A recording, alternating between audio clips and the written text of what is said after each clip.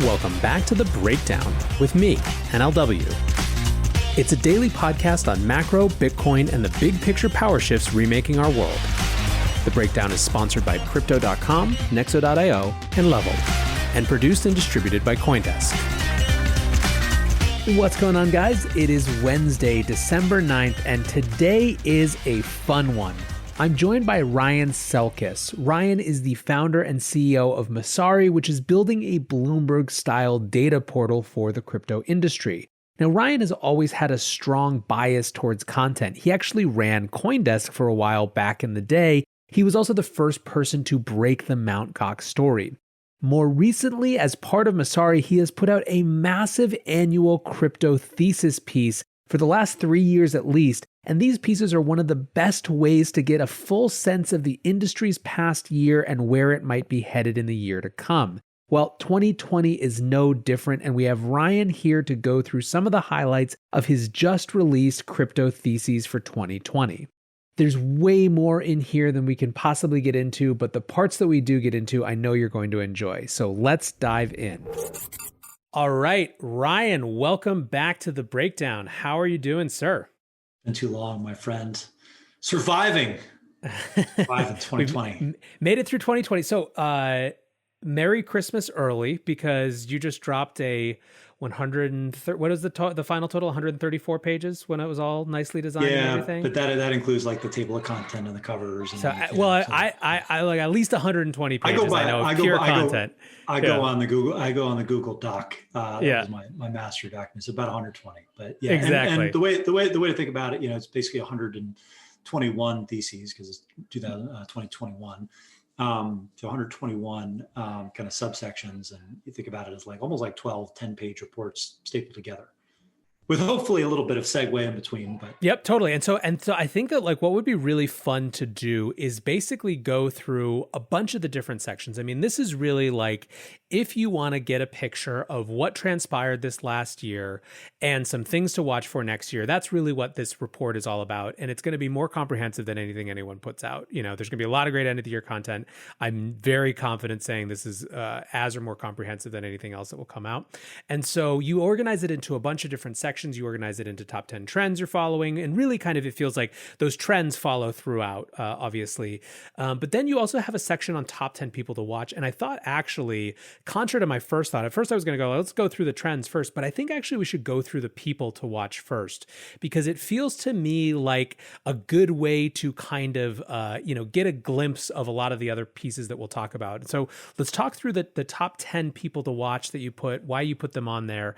And then we can go kind of through some of the other themes. So let's dive in. I guess, should we go honorable mentions on up, or should we go one down to the bottom? What do you think?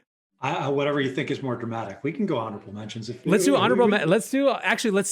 honorable mentions because it'll give too much away if we do that. But let's start with number 10, Danny Ryan. Go up the list, and then we'll go from there.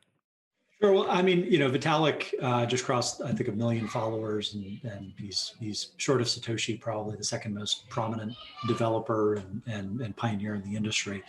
But it's been Danny Ryan from the Ethereum Foundation who's really taken this Ethereum 2.0 roadmap and executed against it. And obviously, with the launch of the Beacon chain and this phase 0 milestone that the Ethereum community hit last week, he's kind of an obvious, and I don't think it's fair to call him under the radar pick, but certainly someone that had a huge year this year. More importantly, as Ethereum 2.0 progresses, we're just getting started in terms of seeing this roadmap released and that migration come to fruition.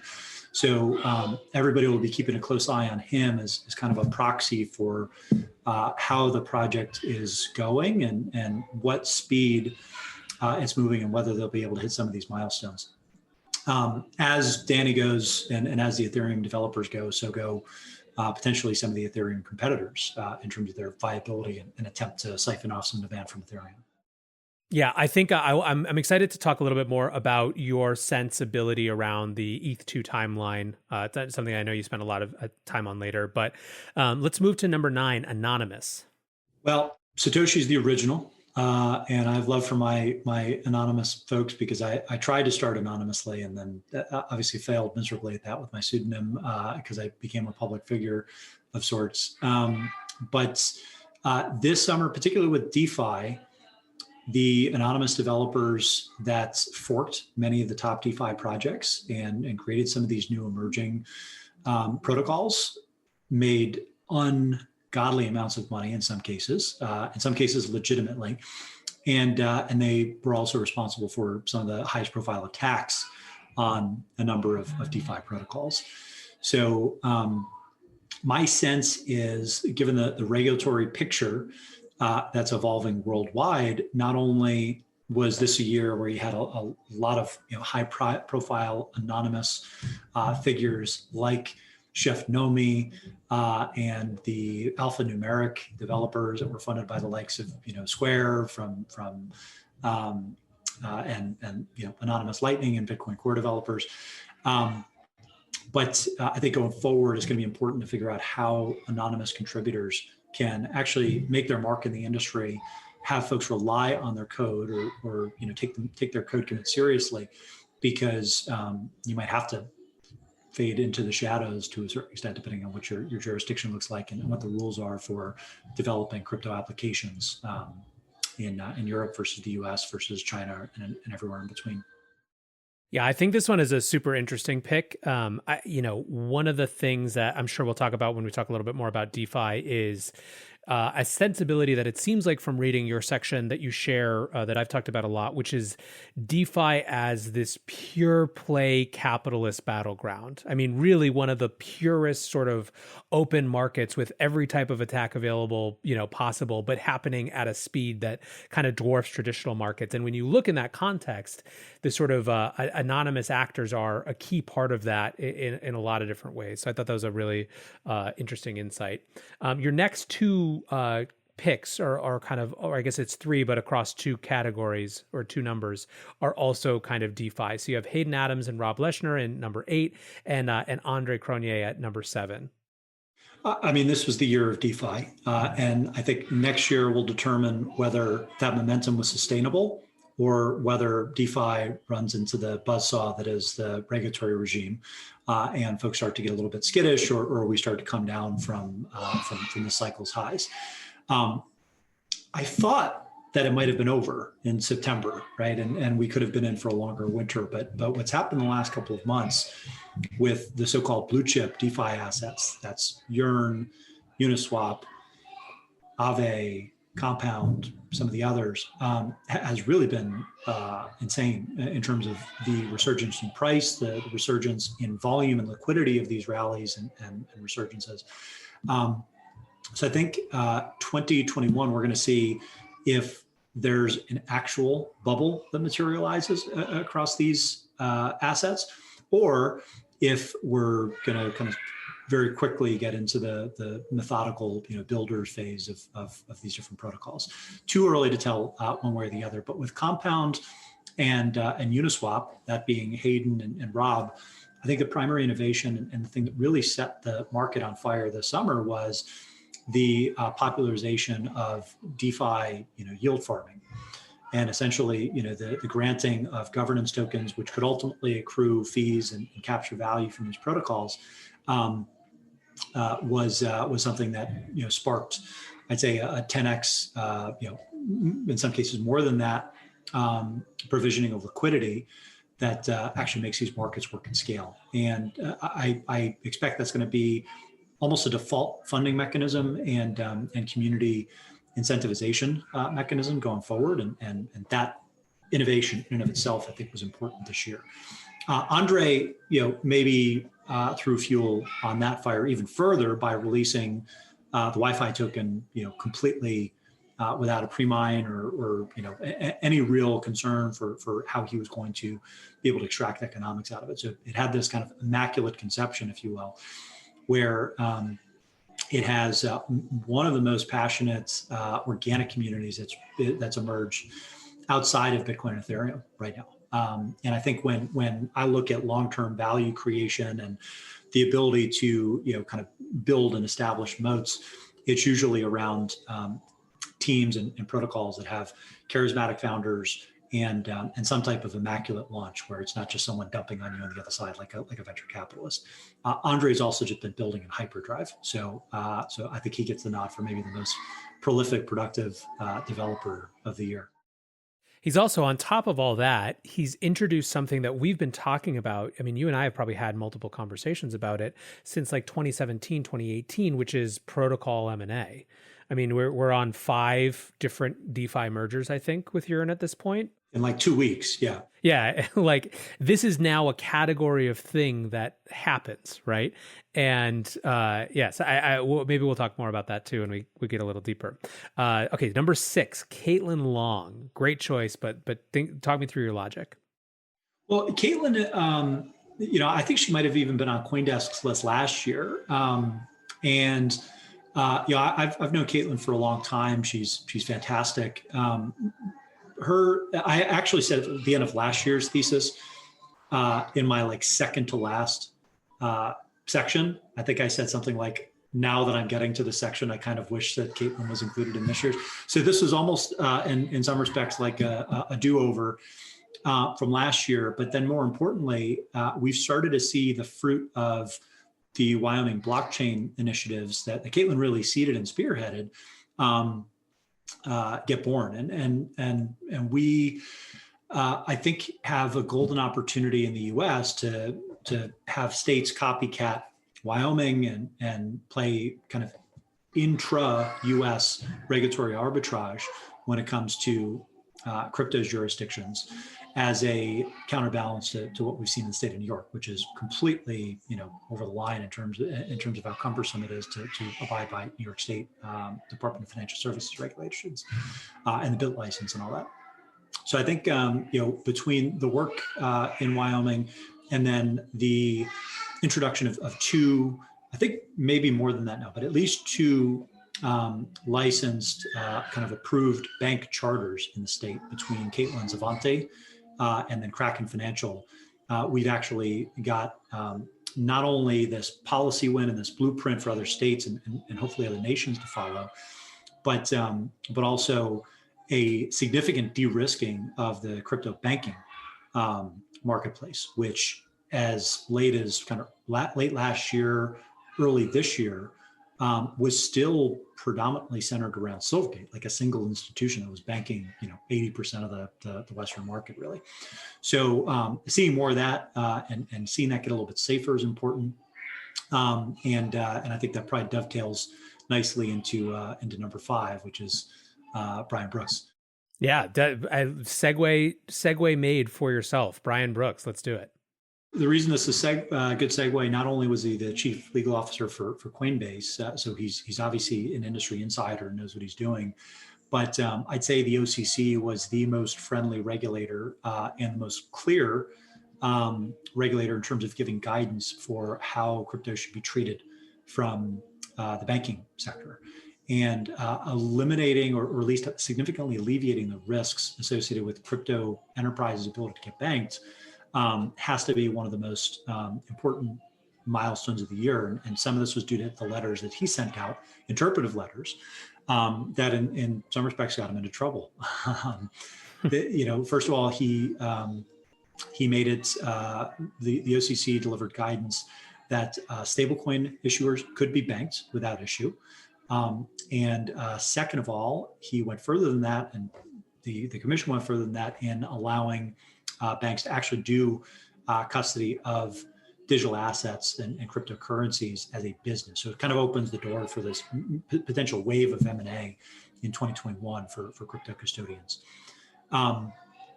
Now, whether that sticks is anybody's guess. So I'm hoping that he's a prescient pick for 2021, but he was a Trump appointee. And he did get a nastygram from some of the folks in Congress that thought that he was overstepping with his interpretive letters, and that he had to basically wait for permission and their approval before he could say anything on the subject. So TBD if a Democratic administration is ultimately going to choose to replace him at the helm of the OCC. But I hope he stays where he is. Yeah, that's going to be a really interesting one. I think maybe we'll talk about this a little bit more in the context of your last section, sort of the end boss. It has been fascinating to see two things that I've noticed uh, doing this show, every day, kind of day in and day out since the summer. The first is that, we all noticed when the OCC gave that guidance, but the OCC is a pretty under the radar kind of institution, right? Office of the Comptroller of the Currency is not like one of the three-letter agencies that we, talk about and think about. I have heard conversation after conversation, time after time, anyone who touches the institutional side of crypto discuss how big a deal it was that guidance came out saying that banks could custody and then later work with stablecoin issuers, but just kind of that was like the icing on the cake. So I thought that was really notable. The second is I do think that like there's clear battle lines being drawn, with the Stable Act and Brooks on the other side. It was the same people who published or who have introduced the Stable Act that sent him that that nasty gram, as he put it, which is great. So it'll be fascinating to see if those stay the actual battle lines or not. I mean, I think one thing that's entirely possible to me is that we're a little bit overblowing this group of relatively uninfluential Congress people at this point as it relates to the Stable Act. But there's certainly going to be more conversation about this. So I think that's very well deserving of a top 5 slot. Number 4, Balaji. Obviously, one of the most high profile, not just crypto, but kind of public intellectuals of the year. But why did he make the list in crypto for you?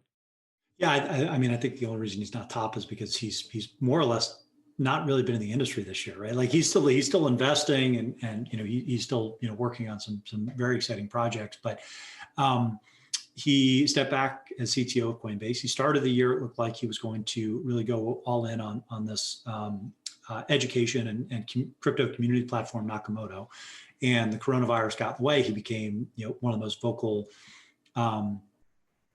analysts, maybe citizen journalists, I guess, kind of sounding the alarm early on and the coronavirus life cycle, and more importantly, all of its potential ramifications and second and third order effects, many of which came to fruition.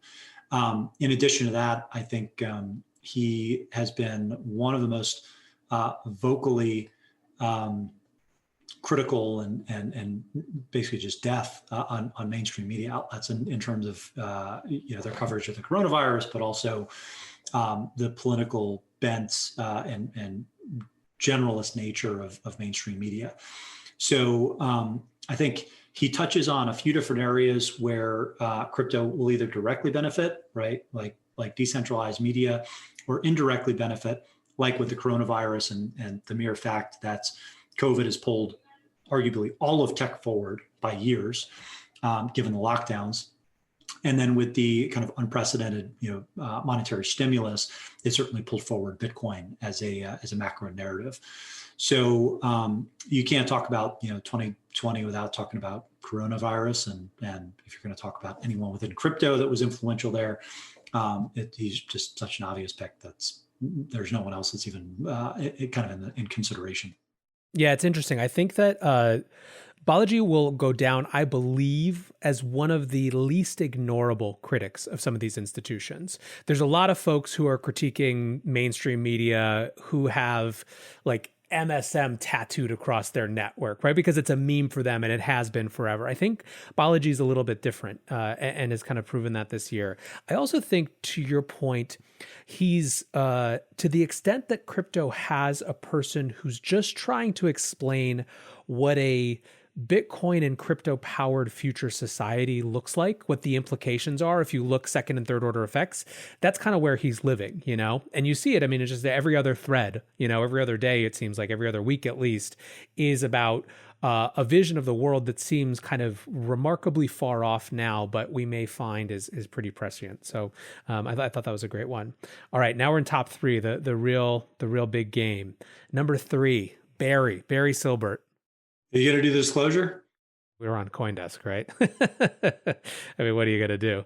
DCG owns CoinDesk and half of the rest of the crypto industry, certainly half of the supply of Bitcoin at this point. I will use this note to make clear, as I don't often do, but the breakdown is a partnership with CoinDesk. It is completely editorially independent. I can say anything I want about Barry, and they can't do anything about it. But I think, like you, I'm been watching with a lot of interest on the moves of Barry and Grayscale this year. So tell me about your thinking on the number 3. Well, I don't want to take anything away from Grayscale. I think they've had a monster of a year. I think Genesis has largely been the same, and the fact that their affiliates that can feed off of each other has been a virtuous cycle. And of course, there's a couple of new entities as well. But really, it's really all about the interplay between Genesis and its new lending business and its OTC relationships and kind of status as one of the leading prime brokers in the space, and then Grayscale.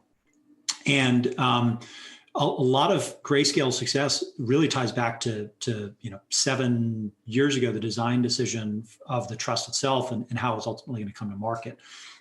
Knowing that it would be an uphill battle to get a Bitcoin ETF approved, they have essentially benefited from this natural monopoly on the publicly quoted quasi ETF market, and with the Grayscale trade, been able to rev up assets under management that really shows no signs of slowing down because of this crazy arbitrage or lack of ability to arbitrage the premium between Grayscale's publicly unrestricted shares and the private shares that accredited investors are able to create in this trust. And I go into the dynamics of the Grayscale trade, of course, in the theses, but it's the industry's worst kept secret, and yet it persists because Grayscale has a natural monopoly on this market until a Bitcoin ETF and other crypto ETFs are approved. And essentially the way that works is an accredited investor can go create new shares through Grayscale, and then ultimately through a 6-month or 12-month holding period, those shares become unrestricted and then eligible for trading on OTC markets through something called Rule 144. And it's a side door way to very slowly seed the market with shares of a quasi Bitcoin ETF. But because you're very slowly introducing new supply into the market, there's been this persistent premium across the family of assets. And the surprising thing is that this has persisted for as long as it has. And the surprising thing is how large the premium is. It's currently, I think, 30+% for Bitcoin. It has been over 100% for Ethereum. Now maybe it's in the 50-60% range. I haven't checked it today, but it's very, very high. And if you're an institutional investor, you are going to make your first trade through Grayscale. And in many cases, you might make it through Genesis, apply leverage to that trade, and essentially just clip coupons on the premium in return for your 6 or 12-month holding period. So Grayscale gets paid, Genesis gets paid, and essentially the creators of these new shares get paid because of this SEC blessing from on high that you can either argue as a stroke of brilliance or an accident of history. Either way, it is going to go down in history for sure, this moment. But I love that you have at number 2 the latest contender and competition for Grayscale's quasi ETF dominance in Michael Saylor and MicroStrategy. Obviously, the Michael Saylor MicroStrategy story is much bigger than that. But on a day we're recording when we've been talking nonstop about whether Master is just the new ETF. So let's talk Saylor. Saylor's on here just because of the flair with which he entered the industry. I think Square's purchase of 1% of its balance sheet in Bitcoin is ultimately going to be much more impactful than MicroStrategy's half $500 million bet. But Saylor gets credit because A, he went all in. B, it's a roundabout way of leveraging his position as a public company almost to create a similar business to DCG in some respects.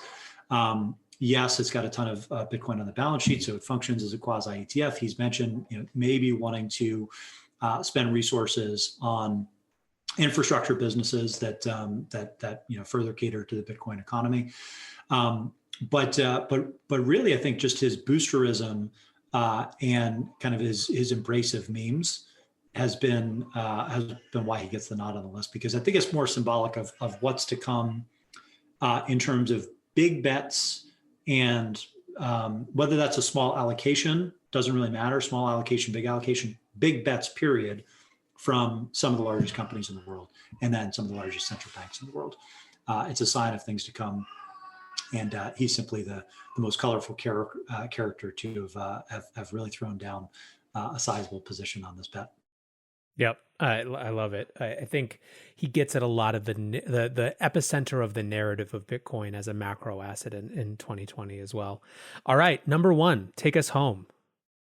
SBF. Sam Bankman-Fried from FTX is basically a hard fork of Binance CZ from last year, I guess.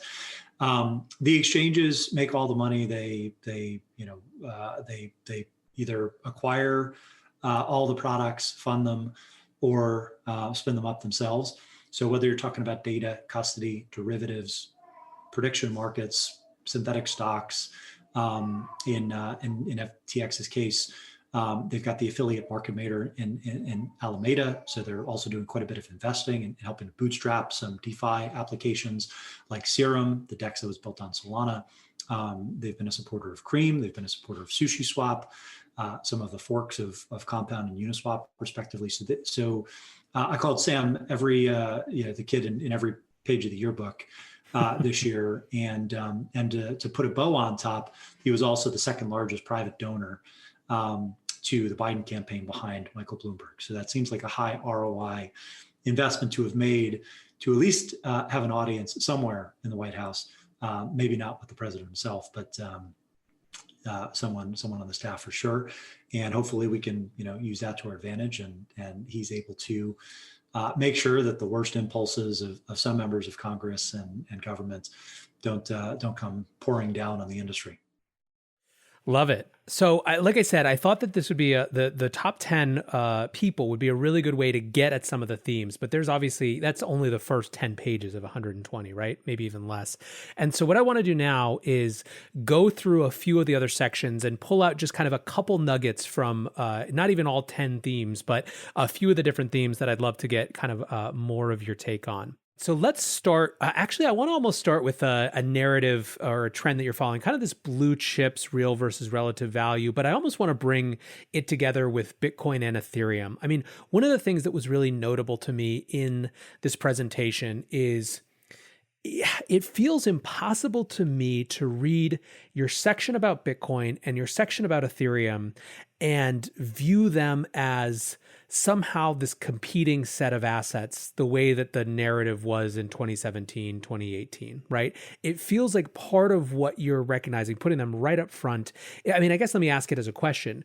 Do you think the conversation has finally bifurcated as between these two, sections of the industry? I mean, obviously they're related to one another and they're interconnected in many ways, but have we finally reached kind of a maturity where they're just playing different functions for the people who are engaged with them? I think the entire market is going to grow so big that it doesn't matter. And the folks that tend to argue over the definitions are maybe the least interesting people in the entire industry. Like Bitcoin is going to be successful regardless of how Ethereum does, and maybe vice versa. I'd say, Bitcoin, that's definitely true. Ethereum, the protocol, it's definitely true. Ethereum, the asset, would probably suck some serious wind if Bitcoin, the asset, underperformed for whatever reason. But Bitcoin is asset first. Ethereum is platform first. So I've always thought of Bitcoin as an asset-centric network that uses novel technology to move the asset around and actually secure the asset. With Ethereum, it's a novel set of protocols where the asset is used to secure the protocols. It's completely the inverse. And I think people would do better to bucket the industry by sector and actual function versus just thinking of like the straight like market cap rankings. Bitcoin and Ethereum are kind of the clearest encapsulations of this. But you could look at Bitcoin versus other cryptocurrencies. It's got a 95% arguably market share. The next closest being probably Litecoin and then Bitcoin Cash, and then all the other also runs underneath. With Ethereum, you're going to have things like Polkadot and Cosmos and Algorand and other platforms that are ultimately serving similar utility as Ethereum up top. But at the end of the day, you're talking about crypto protocols that are essentially powering the back end of decentralized finance. Much more complexity, much more surface area and kind of room for innovation and new applications in the crypto protocols versus the asset-centric protocol of Bitcoin. So they both do well. They might do well on different timelines. I think people will conflate them for a while, mostly because I think the price of Ethereum drafts off of Bitcoin to a large extent. Maybe more extreme moves, but it still drafts off of Bitcoin. And everything else you can kind of further segment down, below that. DeFi is only a $7 billion asset class, if you will, right now. Insanely small. Stable coins went from about 5 billion in total supply to about 26, 27 now since the beginning of the year. So if you start to go, kind of sector by sector and think about these things apples to apples, I think discerning investors and anyone that knows any better in the industry, not really talking about Bitcoin and Ethereum in the same sentence, unless it's to say, if you want exposure to crypto, you should probably own both. This episode is brought to you by Crypto.com, the crypto super app that lets you buy, earn, and spend crypto all in one place and earn up to 8.5% per year on your Bitcoin. Download the Crypto.com app now to see the interest rates you could be earning on BTC and more than 20 other coins. Once in the app, you can apply for the Crypto.com metal card, which pays you up to 8% cash back instantly on all purchases. Reserve yours in the Crypto.com app today. Many investors want to be a part of the next bull run. Others seek to build their dream home, finally launch that startup, or fund their education. Try Nexo's instant crypto credit lines and borrow against any major cryptocurrency with no minimum or maximum withdrawal amounts, no fees whatsoever, no credit checks, and flexible repayment. Not to mention the APR starts at just 5.9%. Stay on top of your investment game with Nexo.io. And remember, it's your crypto, your credit, your choice. Get started at Nexo.io. Hey guys, I'm excited to share that this week we have a special product launch sponsor. Level is a revolutionary new Bitcoin exchange with no trading fees and no hidden spreads. With the free Level mobile app, you can trade Bitcoin, Litecoin, and Ether, hodl your coins in a secure multi-signature wallet, and spend cash from your crypto with a debit card. Level checking accounts are FDIC insured up to $250,000. And CoinDesk has partnered with the new exchange to give our listeners a free month of premium service. So when you sign up, use the promo code CoinDesk or just visit level.co/CoinDesk. That's lvl.co/CoinDesk to get started today. Let's actually dive a little bit deeper into some of your individual analyses with that setup. So on the Bitcoin front, again, I want to really stress for anyone who's listening to this, there's 10 pages on each of these things. I'm pulling out a couple tiny nuggets each that I think are particularly interesting or, something that I wanted to talk more with you about. Let's talk about the observation around demand being greater than supply for crypto, for Bitcoin specifically, just with a troika of actors, right? Square, Grayscale, PayPal. What's your observation? What's notable about it? Well, I think if you look since the halving earlier this year, the amount of Bitcoin that's been purchased and kind of hoovered up into the Grayscale trust by PayPal, by Square, just those actors alone exceeds the mined rewards that have actually hit the market, which means we essentially don't have any unspoken for Bitcoin left in terms of net new demand that's hitting the market. And in a recessionary environment, maybe that would change and the flows would slow, and other folks would be acquiring those Bitcoin from the miners. But it's I think an important mental framing just to understand that essentially Bitcoin's fixed supply has already come into place, and now we're just talking about transfers from existing holders to new holders. And that's a really powerful framing versus the early days. Let's think about the first cycle of Bitcoin. In 2012, at the first halving, 50% of the outstanding Bitcoin supply still had to be mined, right? So in the first Bitcoin bubble in 2013, you still had annual inflation in the double digits, right? In the last cycle, it was still in the 4-5% range. Now it's, for the first time ever, it's below 2%, which is lower than the target rate of inflation, and it's closing in on the annual issuance increase in gold.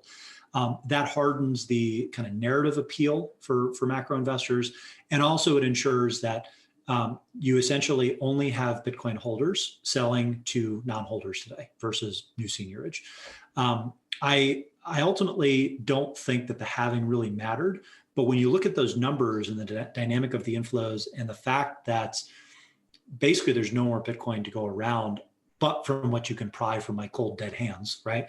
I think that's incredibly powerful framing, and ultimately, you're going to see a lot of people that have been in the industry for 5-10 years. They might have a certain portion of Bitcoin that they are just never going to sell. So the question is, how much is actually available? And how much of a magnitude of a rally could $1 of inflow from an institutional investor actually drive at scale, if it's going to take quite a bit to actually get some of the early holders to part with their Bitcoin. And their asks in the order book might be at the $50,000, $75,000, $100,000 range for Bitcoin. Yeah, it's interesting because you kind of expand this into, obviously, the whole micro strategy. Corporate treasury creates another potential category in this demand. But then you also have a really interesting prediction, which is something I've thought about a lot. You said basically you think that there will be a micro strategy-esque move into Bitcoin by at least one small central bank in 2021. Why not? We've got unprecedented monetary expansion worldwide. Purchasing power is going down by definition. You've seen insane global stock market rallies, and basically every hard asset or financial asset that you can think of has appreciated in value in one of the most challenging years on record. And if you are the US and you have the dollar, or if you're somewhere in Europe and you have the euro, you're going to be able to maybe sustain that level of quantitative easing and debt monetization. If you are a smaller country, you are going to have a much harder time actually sustaining that. So why not take a flyer and purchase a hard asset that you might be able to print your worthless money and still end up net ahead if you're using it to acquire hard reserves. Whether that's, I think historically that would have been gold. And at the end of last year, we were already seeing record inflows in gold. Now you're talking about an inflow into digital gold potentially, where it's much, much higher beta. So not only can you protect yourself from inflationary environments, but now you've also kind of got this warrant attached to it, this lottery ticket attached to it, where because Bitcoin is very high beta, if it does turn out to be a leading performer in terms of appreciation in 2021 and beyond, now you're net ahead of where you were even before this setback. If you were a central bank experiencing some challenges. You also have, I think, just shifting and potentially new levels of desperation around certain fiat regimes. I mean, one notable one that I've been watching throughout the year is Lebanon.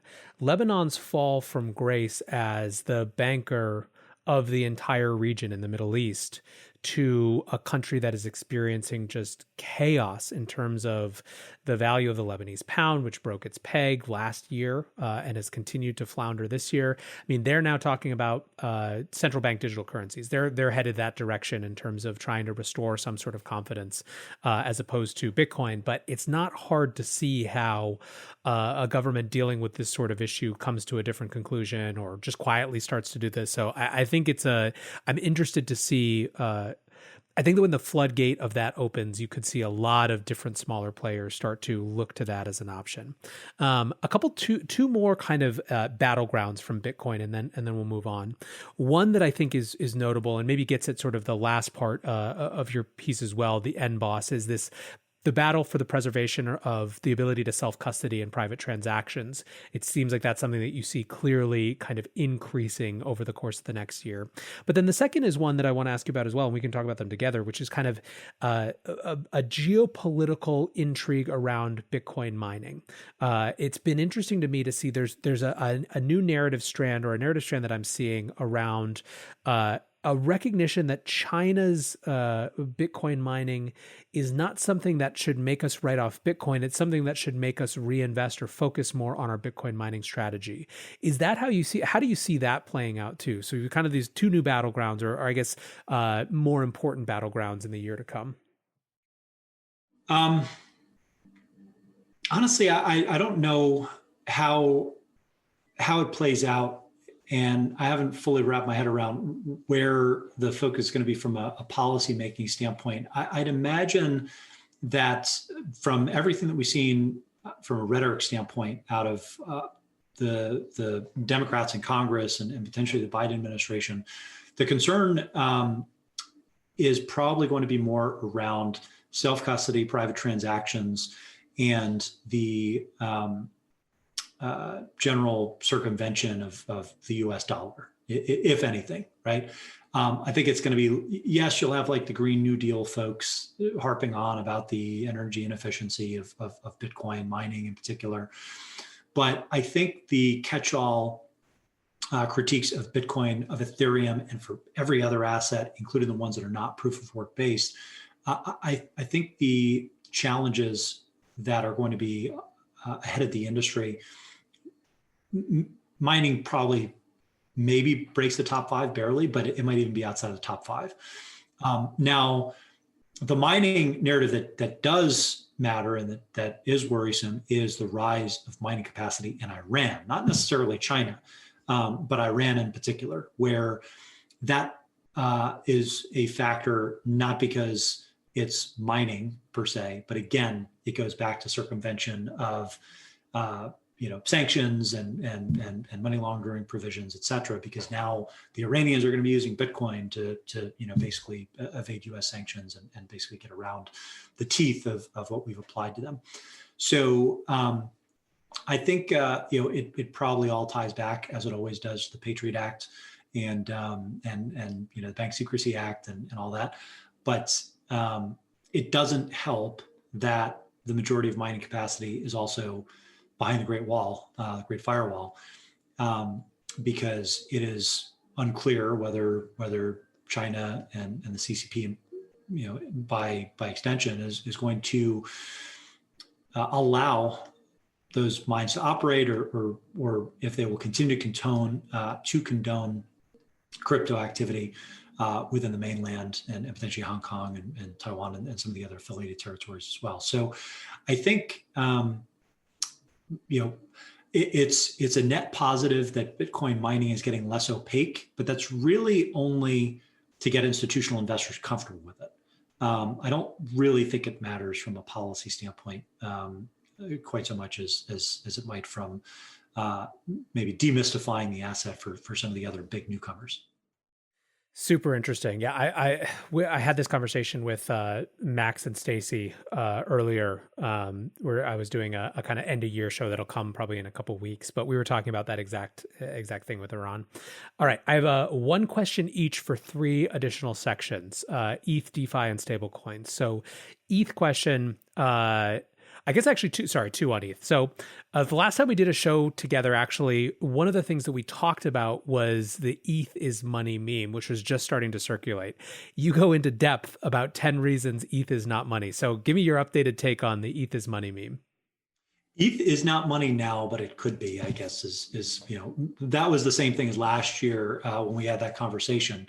I think it's a great meme, and it's gotten people excited about, holding ETH. And obviously there's a lot of developer activity and useful applications built on Ethereum. But predominantly that's become a bit of a meme because Ethereum was just first, right? It was the first form of collateral that could be used in DeFi applications. It was the first form of collateral that could be used to borrow against in order to create DAI, which is the first kind of on-chain stablecoin that was fully decentralized or more decentralized, I guess, than something like Tether. But what we've seen this year is we've seen ERC20s, particularly the ERC20 stablecoins like USDC and Tether, eclipse Ether in terms of their utility in different transactions. So $1 trillion worth of processed transactions. The majority is not Ether at this point. It's actually stablecoins. And that's fine. But it goes to show, as you would expect, people do not want to borrow against volatile assets. They don't want to lend volatile assets out either. And they don't want to necessarily lock it in collateral for making markets either. They want to do that in some kind of stable currency and then take the risk on their personal or corporate balance sheet for the assets that have upside.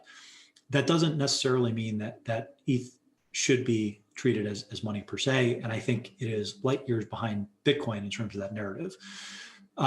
What I argue instead is that it's perfectly acceptable for Ethereum to be the collateral asset that's required to secure this multi-trillion-dollar decentralized finance application ecosystem. And there will have to be some minimum amount of security spend in order to ensure that that network maintains its robustness and ultimately transactions are processed securely over time. So my sense is that's a perfectly fine position to be in. And Ethereum will struggle to maintain the narrative that ETH is money because there are going to be so many other layer one platforms that are vying for the same markets that Ethereum is typically dominated in because they've come live this year. So we've seen Avalanche, Solana, Near, Polkadot being maybe the biggest one. I was yelled at earlier because it's a layer zero blockchain that connects parachains, blah, blah, blah, right? That basically, if you're not Ethereum and you're processing complex transactions using the logic that's been created by these different developer communities, it's a layer one protocol, right? Like you're trying to power decentralized applications, and I think that competitive set is much, much more diverse. And it's less clear that Ethereum runs away with that market than it is for Bitcoin, where Bitcoin is, what is Litecoin now? I don't even know because I don't look at it. It is now 70 times larger than Litecoin, which is the next closest proof of work currency. Night and day, right? Between what you'd see there versus what you see between Ethereum and Polkadots and Cardano and some of the other layer ones. So I think that's important. And again, ultimately, I don't think it matters, but it's something that I'll probably get yelled at for. Okay, so let's talk DeFi for a second. So one of the big things that happened, obviously, with this summer when there was a huge race up in the total value locked in the space and the interest is the comparisons to the ICO boom, right? And of course, we have Bitcoin parallelism in terms of 2017 to now in terms of price and yada, yada, yada. But, you kind of alluded to this a little bit before in our conversation about some of the protocol developers. But how do you see the summer moment and the rise of DeFi as compared to the ICO boom? Was it an ICO boom moment, or were they just kind of fundamentally different phenomena? I think there was a lot of similarities, but we tend to forget that in the early stages of the ICO boom, you had projects like Cosmos get launched, and like in the very, very kind of earliest stages. So the teams that stuck around and built, by and large, have done very well and kind of second, resurgence here. The ICO euphoria that was crazy was when, Dentacoin was getting bid up into the $1 billion range and some of the other, cryptocurrency for, insert whatever your field is, was really getting hot and people were investing in white papers. The DeFi boom was a little bit different because you had to be much more technical to actually participate in it. And it was, so there, in some respects, a layer of protection against, the excess of 2017. And it was arguably somewhat obvious which protocols were going to emerge as blue chips. So it's almost like the industry learned its lesson. I remember 2017, everything was so new and novel, and there was all these crazy ideas about kind of the future of tokens and kind of the explosion and proliferation of this new type of economic model that for a layperson is very tough to figure out like what was up, what was down. With DeFi tokens, you first of all had to be more specialized to access the first run, and second of all, you could probably use common sense and say this project was launched by an anonymous developer 2 days ago, and it's a carbon copy and fork of a more established project. maybe this is interesting, but 99% probably not. Unless there are other kind of like, early, technical enthusiasts that are kind of calling out strengths and weaknesses. But you had the concept of DeFi blue chips emerge, and that became especially pronounced in this resurgence with Wi-Fi, Aave, Compound, Uniswap, and I call them the uneasies, which others in the industry have called the DeFi blue chips. Everything else, who cares? But I don't think we saw any similar resurgence of ICO assets in 2017. That's a big difference. So the tulip bubble happened once, so to speak. This looks like it might have a little bit more staying power. Got it. Yeah, I think a lot of your sense of this relates or resonates with me. I think I've felt throughout the year that as much as that community was hungry for a bigger stage to play around, the natural barriers to entry have been really, really valuable for allowing these experiments to take place, even kind of crazy, vicious capitalist experiments to place with very little collateral damage other than, it was all enfranchised users who knew what they were getting into, right? All right, one more section, and then I have a kind of a wrap-up question, I guess. Stable coins, basically unignorable this year, grew from 4.8 billion in total circulation to over 20 billion in total circulation. One of the things that it feels like from your stablecoin section is that it's almost like you are watching the relative balance of power of different types of stablecoins and different stablecoin issuers relative to one another. Is that a big theme, or is there something else about stablecoins that you're paying more attention to? As long as something is in a bank account as the collateral asset, it's a little bit concerning because bank accounts have a way of getting seized. And the stablecoin economy right now is more or less completely reliant on Tether, and the team's ability to play this regulatory and banking shell game internationally at very, very high stakes. And they've not always been successful, right? The thing that has gotten them in hot water and Bifinex in hot water with the New York State Attorney General has been this concept of kind of commingling funds in order to make up for the shortfall that they had due to an account seizure a couple of years ago of dollar deposits that were backing Tether. So that's not even unprecedented. It's already happened before, and arguably as the assets under management and dollar deposits have gotten bigger, that risk only gets more pronounced. So Tether is, I think, 75% of 76% of, if you go to Messari.io. The next, kind of runner up is USDC, and that is I guess much more trustworthy business, run by Coinbase and Circle primarily kind of leading the charge on that front in recent years.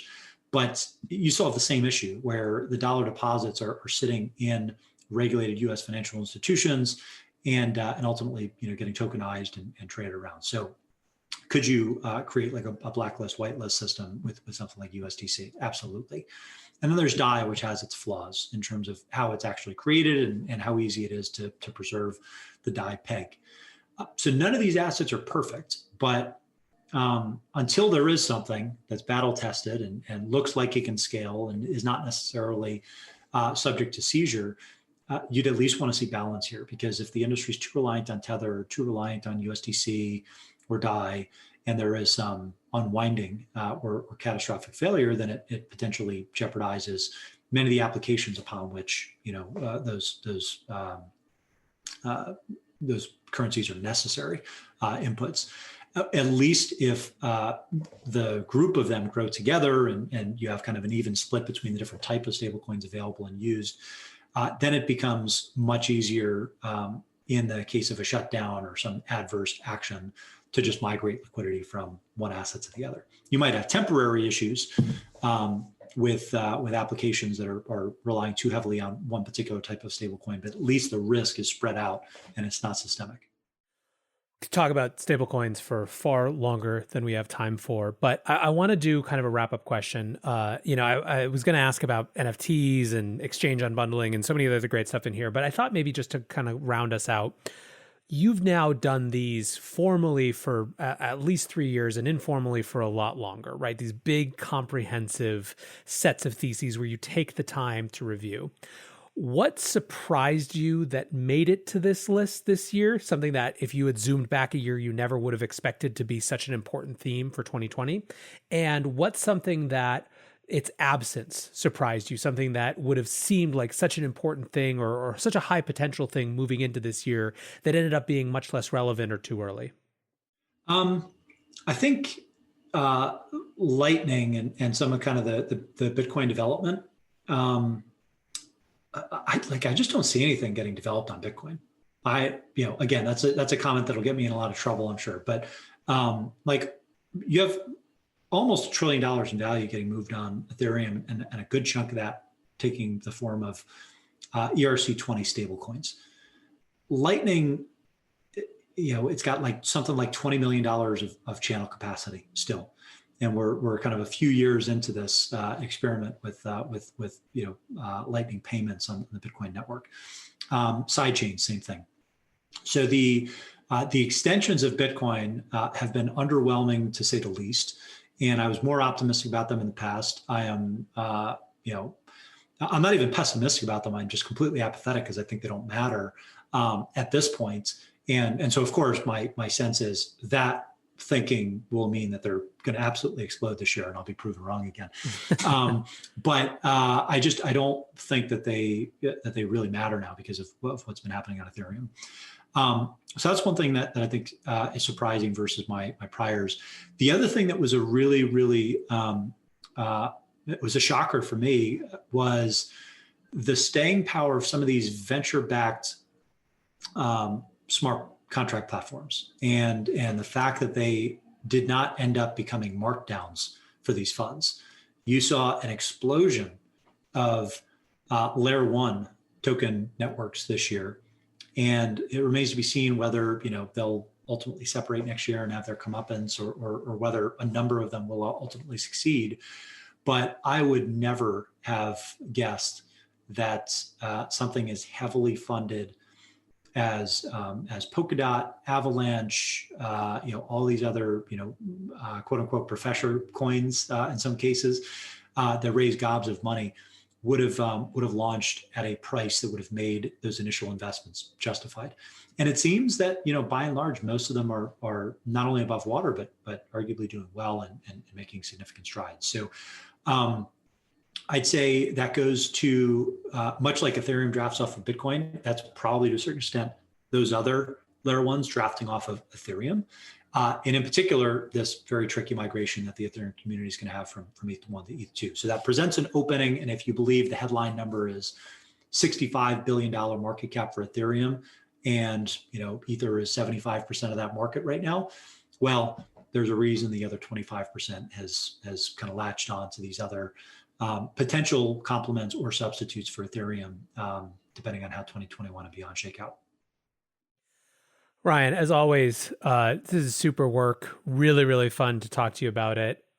You just dropped 130 pages. I think you have earned your right to shill Messari for a couple minutes to close us out. Love the update, but tell us what's been happening. What was the 2020 for the Bloomberg of crypto, and what's to come next year? Messari is the greatest company in the history of the industry, and this is the most fun I've had at work in a long time. And we were early on the coronavirus stuff too, so we've been working remotely for 10 months, and the culture is still has still really kept clicking.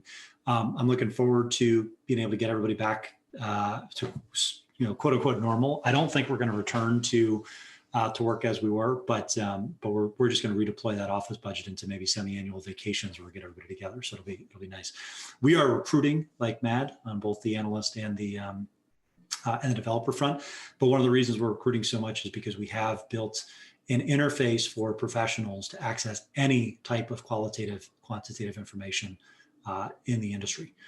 We cover hundreds of assets by sector, by metric.